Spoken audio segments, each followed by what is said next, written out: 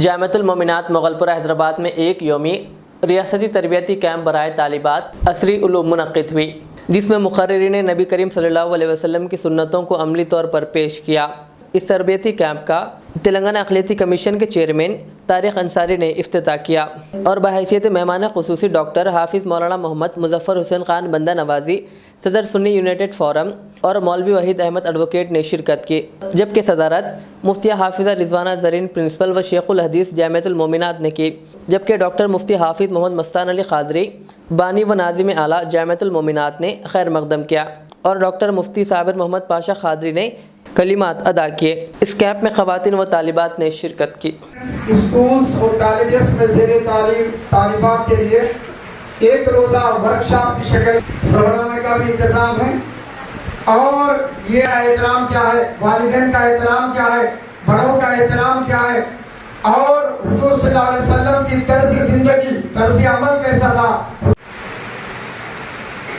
افراد کی ہاتھوں میں اقوام کی تربیت، افراد کی ملت کے مقدس کا ستارہ، تو یقیناً سب کی زندگی میں بہت اہمیت کا حامل رکھتا ہے،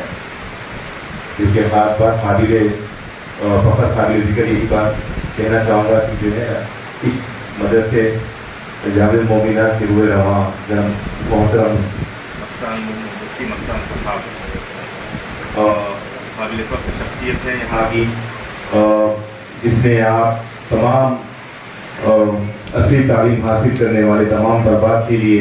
ایک گزر جو تربیتی کیمپ یہاں پر منعقد کیا گیا ہے، تو یہ بہت وقت پروگرام میں